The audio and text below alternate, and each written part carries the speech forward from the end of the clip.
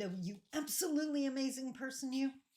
If you saw my video yesterday, or more specifically, the social media post that shared yesterday's video on several different platforms, you would have seen me mention the fact that one of the biggest challenges to Indigenous Canadian reconciliation, or the talks leading up to it, is the fact that non-Indigenous Canadians are quite used to a white-centered world where their concerns and their ideas and their initiatives are at the center.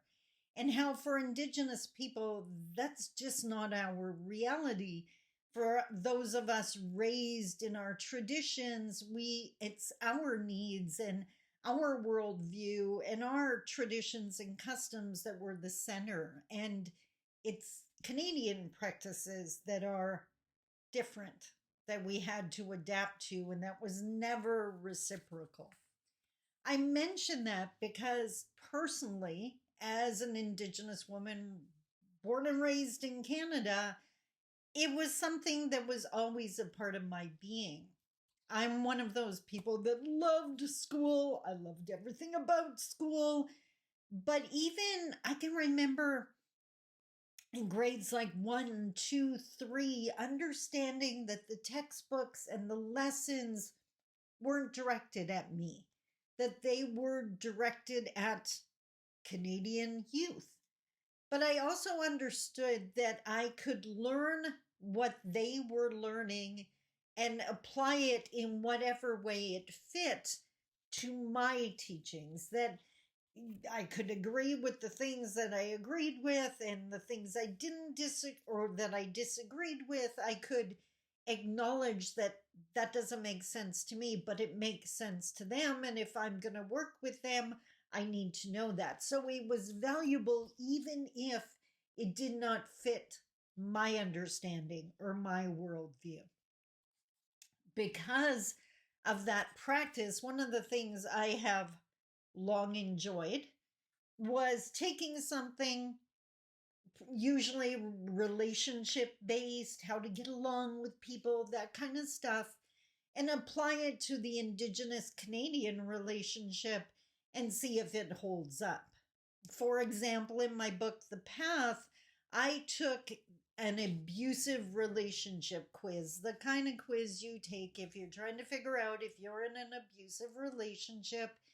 And I changed a couple words to make it make sense.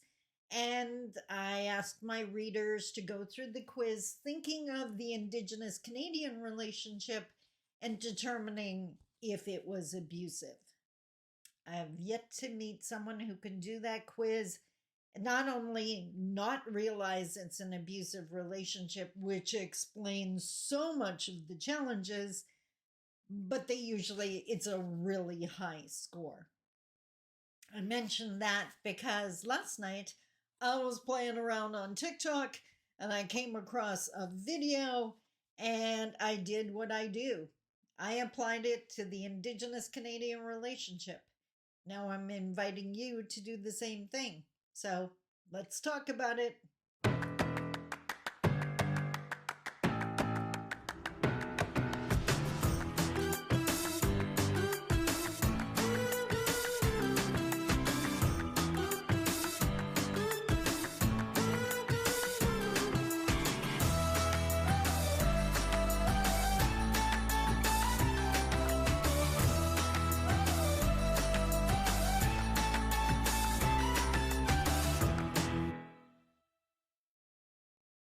Bonjour. Mishko Pakanon Quain Adishnakas Mangdodam. Hi everyone. My name is Sandy Boucher. I'm Red Thunderbolt Woman of the Loon Clan, a proud member of Seine River First Nation in Treaty 3 territory in Northern Ontario. And as I mentioned, last night I was watching TikTok. Please keep your judgments to yourself. I happen to think the videos are pretty hilarious. And I came across a TikTok video by Jimmy Knowles. And he described his video as the top 10 invalidating phrases. Invalidating phrases. There. He said, if your goal is to make whoever you're speaking to feel completely abandoned and alone, then these are the phrases you would use. So, in other words, these are the phrases we have to take right out of our vocabulary. For the Indigenous watching this video, I can already see the conversations this is going to spark. You are going to recognize these statements. And to our allies watching this video, if you hear non-Indigenous people using these phrases as it relates to Indigenous people, can you call that out, please? Because this does not help get us closer to reconciliation. So what are the 10? We're going to start at 10 and go to number 1. The 10th invalidating phrase that is used and should not be used: you're imagining things. Now, if you don't think we've heard that, you would be wrong. Every single time we speak up about someone being racist or someone being less than accommodating for an Indigenous person, treats other people one way, treats people differently, and we try to bring it up, often we're going to hear you're imagining things. As Jimmy points out, it's a beautiful combination of gaslighting and invalidating someone's statement. Yeah, gotta love it. Not. Number 9. Do you remember the back-to-back teaching that I talk about so often? How you see things, but we see things that you can't, and vice versa. So number 9 statement is, I don't see what the problem is. We know. That's why we're trying to share it with you. But we need you to hear us and not just dismiss it for this to get better. Make sense? Yes, makes sense. Whoops, hit my mic. Sorry. So that 10, 9, 8. Why are you ruining a good day? I have heard this, maybe not necessarily in the meeting, but definitely right after it, referring to someone who brought up a problematic person, comment, discussion, whatever. Why are you ruining a good meeting? Why are you ruining a good conversation? Why are you ruining a good visit? We're not. We're being honest. The problem is you don't consider our feelings important enough to validate. Next, number 7. This is a thing nowadays. We never used to hear it, but we definitely hear it now. That sounds like a you problem.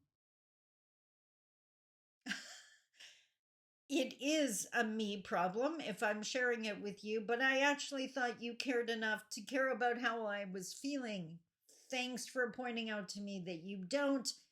I won't make the mistake of considering you an ally or friend in the future. Ta-da! Easy peasy lemon squeezy. Number 6, I have heard way too often. And if you have people that have negative attitudes or feelings about Indigenous people, I know you've heard this too. You're so sensitive. It was just a joke. You're so sensitive. It was just a comment. You're so sensitive. No, we're tired. We're frustrated. We're fed up. We're not putting up with it anymore. We're not oversensitive. You wouldn't put up with it if it was aimed at you. Number 5, I don't know. There's part of me that wants to say, you know what? Thanks for your honesty. At least I know now I can take you off my friend list. Number 5 is, your feelings aren't my problem. No, they're not. My feelings are my problem, or just my feelings. But again, I thought you might care about how your words impact me. If you don't, then I know you're not a friend or ally. And you're definitely not helping the reconciliation discussion. Number 4, holy molies. I can't imagine anyone reacting positively to this. It just doesn't make any sense at all. Number 4 is you're making a big deal about nothing. They're a good person, so they told one joke or made one comment. Why are you making such a big deal of it? Because obviously you think the joke is more important than my feelings or how it impacted me. Thanks for the heads up. Number 3, I'd be willing to bet you've heard. Maybe now you understand how invalidating it is. Well, I'm sorry you feel that way. Are you? Are you? I don't think so. Because if you were, you wouldn't be just dismissing it like that. If you actually cared how I feel, you wouldn't be dismissing it like that.